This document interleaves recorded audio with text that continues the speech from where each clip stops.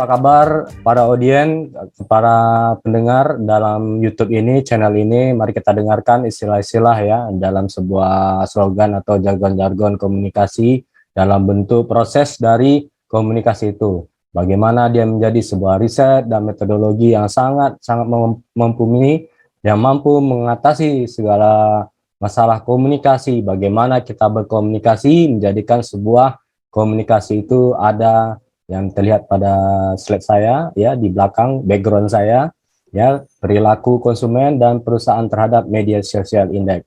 Nanti kita akan jelaskan di sini bagaimana bentuknya, bagaimana tata caranya, bagaimana langkah-langkahnya demi langkah. Nanti kita akan lihat bagaimana prosesnya. Terima kasih. Ayo ikuti. Ayo berkarya. The Union Aerospace Corporation is the largest corporate entity in existence. Originally focused on weapon and defense contracts, new ventures have expanded into biological research, space exploration, and other scientific endeavors. With unlimited funds and the ability to engage in research outside of moral and legal obligations, the UAC controls the most advanced technology ever conceived.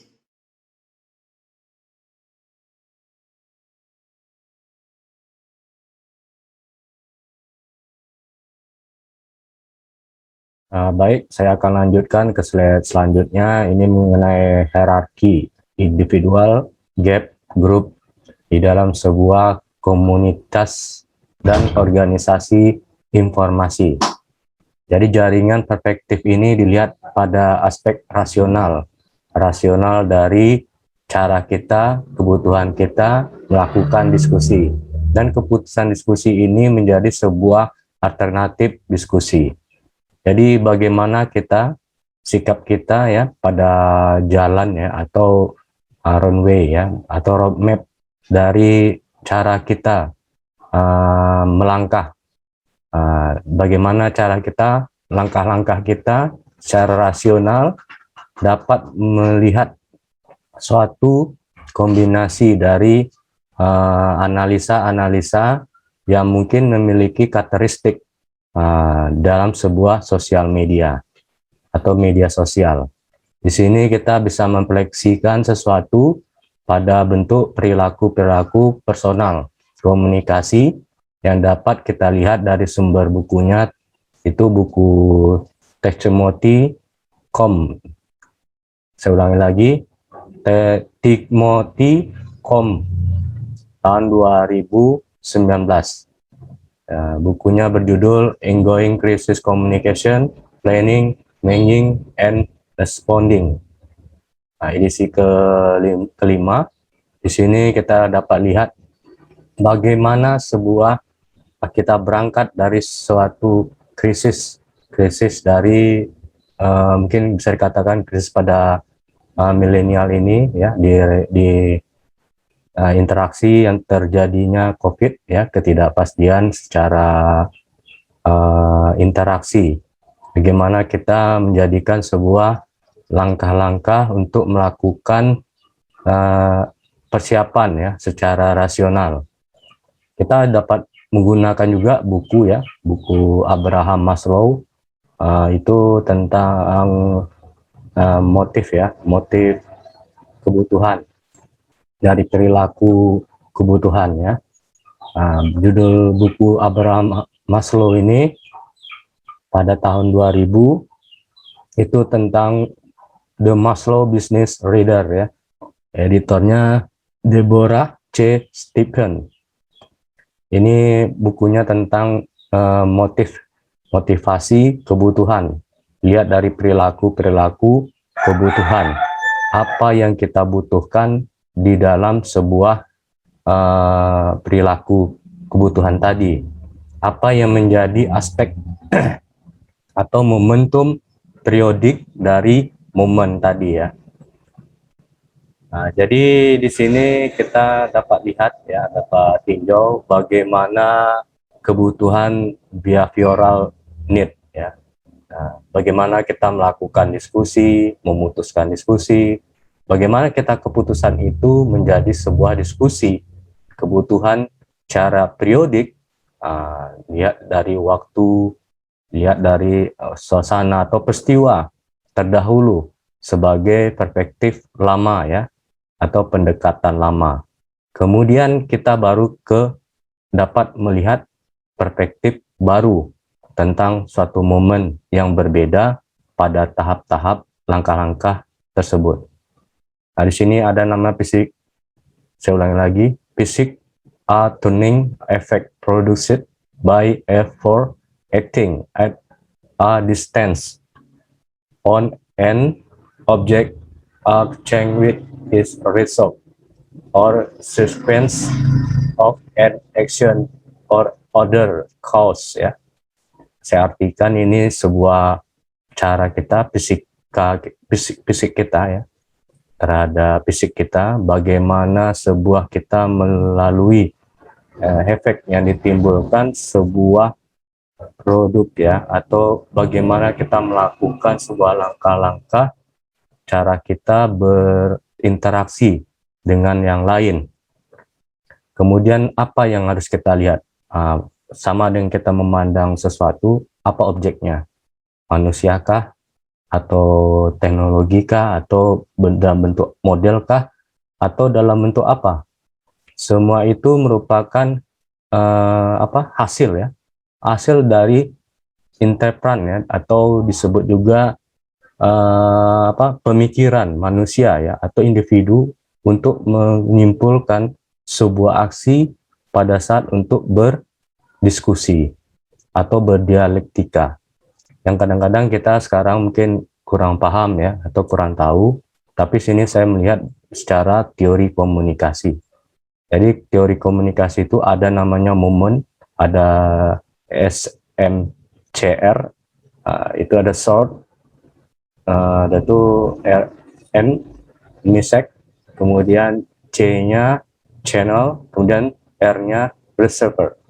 Jadi di situ tuh ada sumber, ada pesan, ada medium atau media, kemudian adanya timbal balik dari tindakan manusia menggunakan sumber tadi secara feedback. Apa yang menjadi bentuk dari cara manusia, saya ulangi lagi, cara manusia, karakter manusia dalam melihat reflected personal perilaku manusia tersebut dari tindakannya. Jadi di sini ada, ya tadi sudah saya jelaskan, ada sosial media, ada kebutuhan perilaku, ya. Kemudian selanjutnya yang terakhir, rasional case study. Rasional case study ini merupakan sebuah bentuk ya, keputusan kita, kebutuhan kita dalam diskusi. Kita mengambil sebuah forum diskusi atau topik-topik yang dianggap sangat meyakinkan, sangat subjektif, bahkan dapat memposkan ke dalam ranah apa, dalam multivarian apa.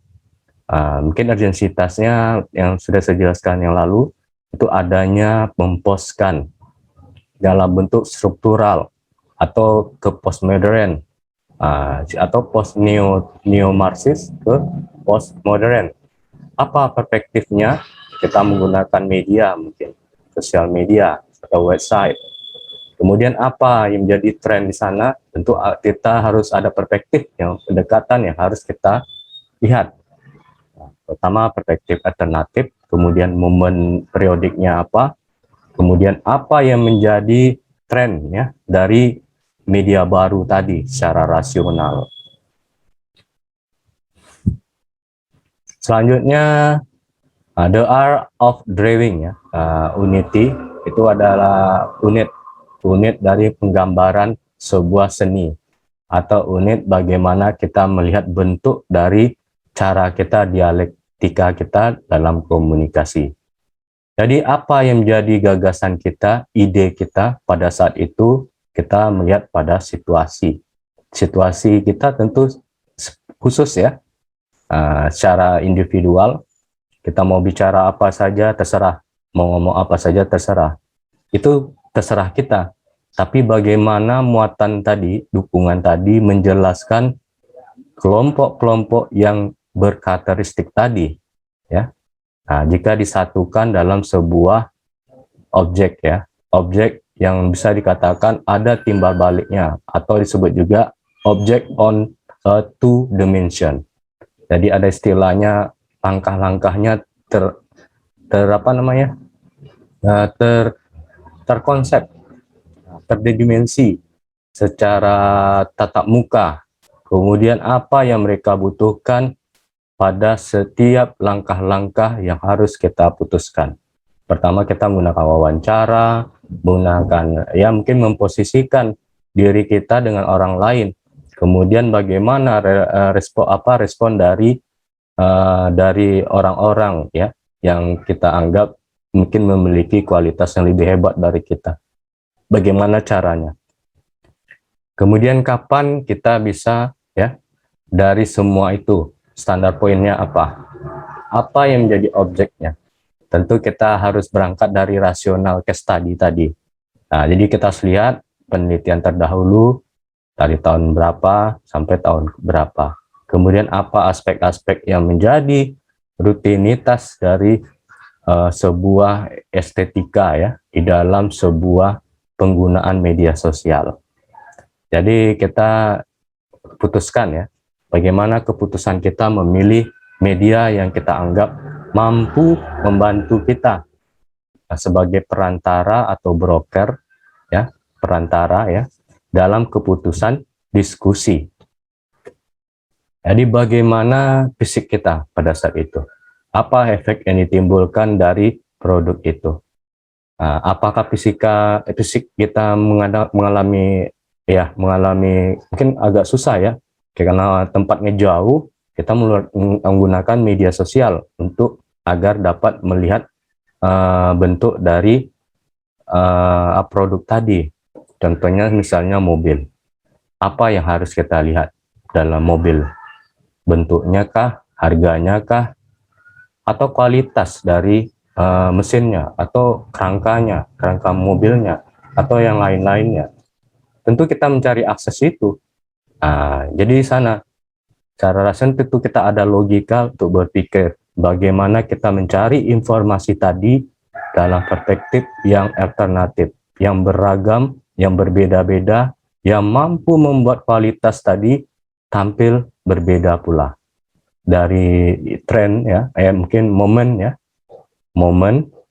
ke ranah momen ke tren. Bagaimana ranah peristiwa tadi jadi momen ketika kita menemukan suatu produk yang sesuai dengan apa yang kita inginkan.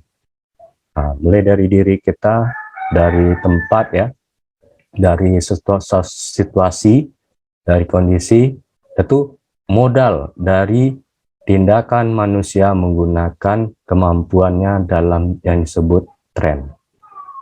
Jadi secara bentuk, kita dapat melihat ya bagaimana muatan sport itu, dukungan tadi di dalam sosial media mampu merubah perilaku manusia, tindakan manusia. Apa hubungannya dengan memposisikan tindakan manusia dengan menggunakan media massa? Jadi saya menggunakan teori saya ulangi lagi, SMCR, Short Message Channel Receiver. Di situ adanya aksi dari penggunaan secara komunikasi, tindakan yang harus kita lakukan, jelas sumber-sumbernya, bagaimana efek yang ditimbulkan oleh aksi manusia tadi. Jadi siapa yang membutuhkan media, tentu dia mencari media dulu. Siapa membutuhkan mobil, tentu dia mencari informasi. Jadi apa yang harus menjadi pertimbangan itu? Jadi kualitas, kuantitas, atau apanya? Jadi pertanyaan. Jadi bagaimana pola-pola tadi menjadi sugesti ya, atau inspirasi ide di dalam informasi. Jadi jaringan tadi secara perspektif tentu membangkitkan rasa rasional kita, pemikiran kita. Kita tidak mau tertinggal, atau kita tidak mau hanya menunggu saja tanpa bertindak. Jadi istilahnya ini kita secara individual tentu akan berubah dengan bentuk-bentuk yang ada pada lingkungan kita.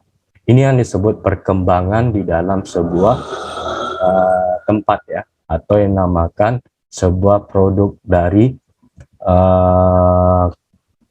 hasil ya, hasil yang harus kita capai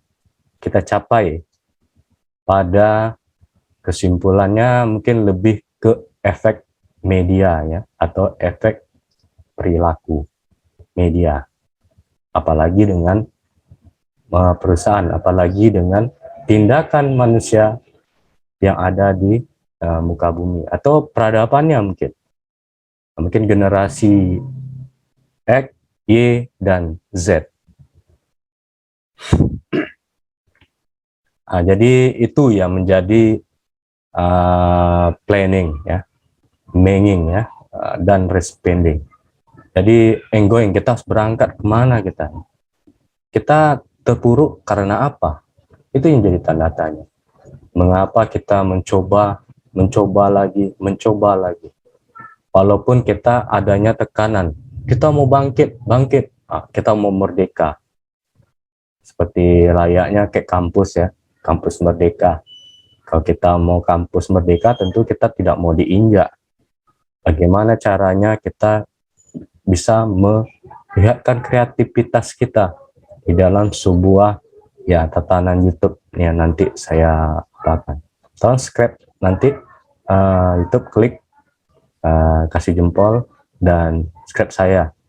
Nanti apa yang dilihat atau apa yang perlu saya tambah, nanti saya akan tambahkan apa yang harus saya kembangkan dari penelitian ini. Jadi standpointnya tentunya adanya kemampuan dari cara kita atau pemikiran kita secara rasional. Berangkat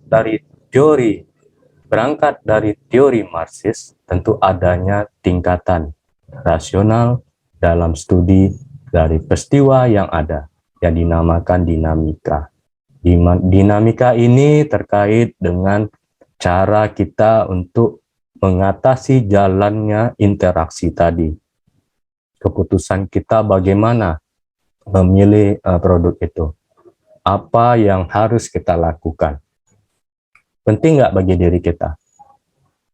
Dia bukan masalah kaya atau miskin, tapi bagaimana tradisi menjadi sebuah interaksi bisnis yang menarik. Saya mengambil keputusan bisnis, misalnya kita gunakan mobil untuk bisnis mungkin, atau gunakan mobil untuk kerja, gunakan mobil untuk pergi bertamasya, atau gunakan mobil untuk ya mungkin untuk foya-foya, untuk bawa sesuatu, untuk satu hal. Itu mungkin dengan gaya hidup masing-masing individu ya, itu tidak salah. Itu yang dinamakan perilaku ya.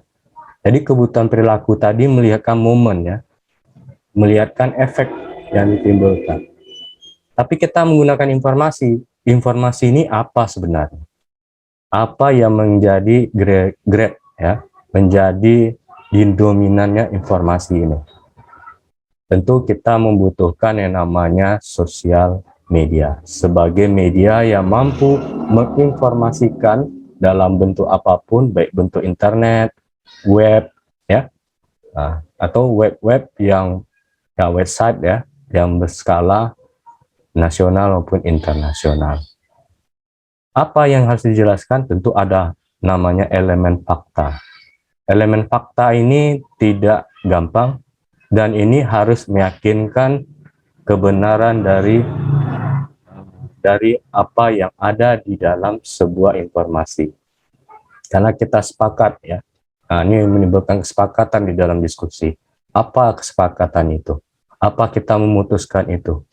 Apakah kita ingin sesuatu itu karena adanya tekanan atau adanya gaya hidup yang berbeda gitu dengan yang lain, atau gaya hidup itu ingin jadi sorotan atau bagaimana?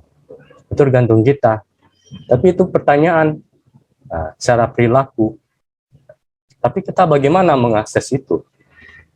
Perilaku itu mungkin ada beda-beda ya. Itu salah satu contoh dari bentuk perilaku. Dari manusia itu berbeda-beda dalam memutuskan suatu keputusan.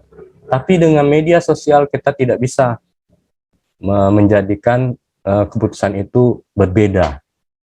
Karena yang berbeda itu produknya, bukan perusahaannya atau apanya gitu. Kita cari mobil yang namanya mobil. Tapi apanya? Nah, tentu ada langkah-langkah yang harus kita cari secara informasi. Nah, jadi berangkat dari situ saya berpikir mungkin para pendengar, mungkin para finalis ya atau audiens yang ingin mendengarkan skrip saya atau YouTube saya tentang penelitian saya mungkin tergugah ya. Jadi berangkat dari situ kita menemukan kebutuhan tadi dari diri kita, orang lain atau famili kita, dan kemudian apa yang menjadi ciri khas, karakteristik dari platform sosial. Apa itu dibutuhkan, apa tidak. Kita membutuhkan ini untuk apa? Kalau kita butuh, tentu semuanya kita butuh ya. Tapi itu tergantung modal yang ada pada diri kita. Yang dimaksud dengan modal tadi bukan seperti itu ya, bukan biaya ya. Kita pergi ke bank transfer, bukan seperti itu. Tapi cara kita menyelesaikan, mengenal perspektif sosial media. Bukan masalah uangnya. Kalau bicara uang tentu berbeda-beda. Penghasilan, pendapatan berbeda-beda. Tapi itu memang membentuk perilaku juga. Jadi ada banyak aspek ya. Masalah yang timbul karena adanya perilaku ya. Jadi kebutuhan perilaku itu salah tindakan manusia ya dalam melihat apa yang menjadi hasil yang mereka subjekkan secara objektif pada dimensi-dimensi situasi yang dapat kita putuskan secara mendalam. Apa hubungannya? Bagaimana cara memandangnya atau sudut pandangnya? Apa platform sosialnya, pada standar poin apa mereka ingin lakukan. Nah, jadi sosial media itu jadi penengah, perantara atau broker. Jadi dia menengahi, sama dia dengan menegosiasi kelompok orang digabungkan ya, atau orang yang membeli digabungkan menjadi satu. Mungkin orang tadi membeli merek yang berbeda, akhirnya berubah pikiran untuk memilih merek yang sama gitu. Jadi terkumpul ya. Itu mantapnya sosial media ini. Kalau menurut saya. Tapi ada juga aspek pertentangan yang pro dan kontra. Nah, itu saya bilang tadi adanya sikap ya. Sikap atau langkah-langkah yang kita lihat ya. Atau something ya. Atau sesuatu standar poin yang kita lihat. Apa yang menjadi pemikiran kita tentang sesuatu ya, keinginan gitu. Apa tipikalnya? Atau satu saja, atau banyak, atau dua, atau beragam, atau hanya sekedar refleksi saja, ingin tahu aja informasinya atau tidak, atau dia cara mendalam kali. Itu yang membuat berbeda di sosial media. Bisa-bisa mainstream. Akhirnya kita asik dengan sosial media, akhirnya lupa. Wow, lupanya ya kita terasa asik ya, tidak ingat makan, tidak apa. Ini kan jadi masalah terhadap perilaku. Nah, makanya kita harus hati-hati. Jadi antara sosial media dan perilaku kebutuhan atau kebutuhan perilaku sangat bertentangan jika kita tidak memahami secara rasional. Jadi kita lihat nanti post-Marxis ini ya, kaum borjuis ya, orang borjuis itu di Eropa sangat identik dengan identik dengan sebuah platform sosialnya, itu keindahan, kemegahan ya. Jadi mungkin aspek-aspek itu menjadi sorotan cara ekonomi politik. Tapi ada gambaran-gambaran yang sangat integrasi pada status quo sosial masyarakat. Jadi aksinya di mana, apa yang mereka lihat dari kelompok-kelompoknya, bagaimana dia memandang sebuah objek, dimensi apa yang harus dia lakukan, apa yang menjadi rasional posisi mereka pada saat itu, cara logika mereka memikirkan itu, apakah terburu-buru atau sekedar apa, itu jadi pertanyaan. Itu yang namanya cara perspektif ya, perspektif yang beragam itu dilihat dari sana. Ada perspektif sifat, ada tradisional, perspektif modern, perspektif baru yang akan timbul karena adanya alternatif-alternatif yang berbeda-beda. Bahkan bisa mainstream ya, kayak media bisa mainstream. Perilaku juga bisa mainstream. Rasional bisa mainstream. Tapi bagaimana cara kita menghadapi tiga hal itu? Apa yang menjadi standar poin? Apa yang harus kita lakukan secara kebutuhan? Saya mengkomunikasikan ini karena adanya berangkat dari dialektika tadi, topik tadi ya. Jadi kebutuhan kita itu apa? Untuk menjelaskan tiga hal ini dalam sebuah bentuk rasional tindakan manusia. Jadi menimbulkan perspektif alternatif beragam-ragam. Nanti saya akan jelaskan selanjutnya ya tentang masalah atau tindakan dari manusia tersebut pada slide-slide selanjutnya agar terjadi ya, nanti saya jelaskan nanti pada level selanjutnya ya, slide-slide selanjutnya bagaimana efek ya dari perkembangan penelitian saya ini. Jadi secara topik, secara diskusi, cara bentuknya, bagaimana caranya nanti kita jelaskan. Atau saya nanti kita ya kalau bisa nanti describe biar ada tanggapan respon dari kawan-kawan tentang masalah hierarki ini atau hierarki kebutuhan individu ya atau hierarki kebutuhan ini. Bagaimana caranya? Kita akan lihat secara rasional dari sudut kasus rasional estetika komunikasinya. Rasa saya itu aja ya. Kita bisa lanjutkan nanti ke ranah selanjutnya dalam tema selanjutnya pada bentuk selanjutnya. Nah, sekian, terima kasih. Assalamualaikum warahmatullahi wabarakatuh. Incoming transport detected.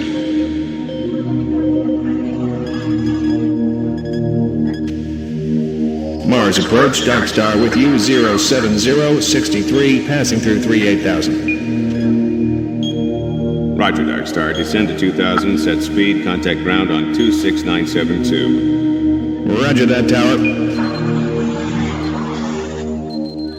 We have them on radar, sir. They'll be landing in a few moments. Excellent. See that Counselor Swan is sent directly to me. Yes, sir.